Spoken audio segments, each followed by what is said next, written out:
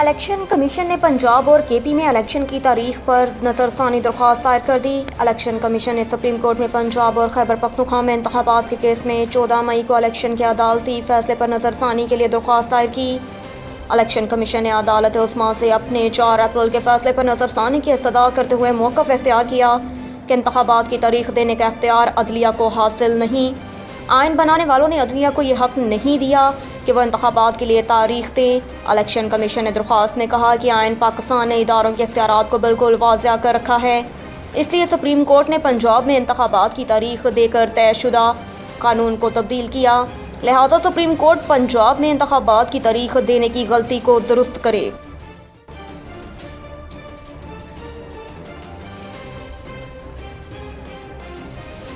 वफाकी बजट 9 या 10 जून को पेश किए जाने का इम्कान। ज़राए वज़ारत ख़ज़ाना के मुताबिक कौमी इक़्तिसादी सर्वे 8 जून को जारी किए जाने का इम्कान है। वज़ीर आज़म की ज़ेर सदारत कौमी इक़्तिसादी कौंसिल का इजलास जून के पहले हफ्ते में बुलाया जाएगा। ज़राए वज़ारत ख़ज़ाना का कहना है कि सालाना मनसूबाबंदी कोऑर्डिनेशन कमेटी का इजलास मई के वस्त में होगा। सालाना मनसूबाबंदी कोऑर्डिनेशन कमेटी तरक्याती बजट के खुदोखाल तैयार करेगी। नेपरा ने बिजली 34 पैसे फ़ी यूनिट महंगी कर दी। बिजली सार्फिन पर 2 अरब 90 करोड़ रुपए का इजाफी बोझ पड़ेगा।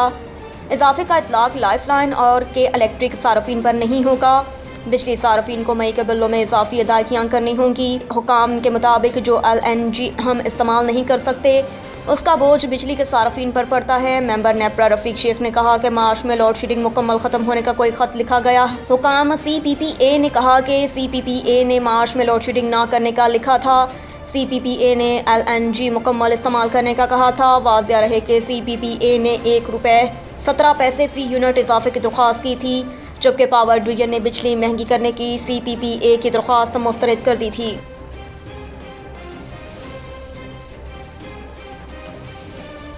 परवेज़ इलाही के खिलाफ एंटी करप्शन मुकदमे में गिरफ्तार मुलजिम फरार। एंटी करप्शन ज़राए का कहना है कि मुलजिम सुहेल अस्कर जिस्मानी रिमांड पर एंटी करप्शन पुलिस की हिरासत में था, जहां से वो फरार हो गया। ज़राए का कहना है कि मुलजिम को तबीयत ख़राब होने पर अस्पताल मुंतकिल किया जा रहा था।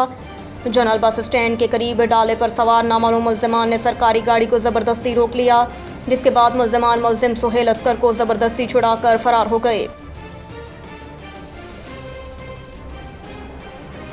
शाह महमूद का कहना है कि हुकूमत की सोच कल वाली ही रही तो मज़ीद मुज़ाकरात बेमायनी है।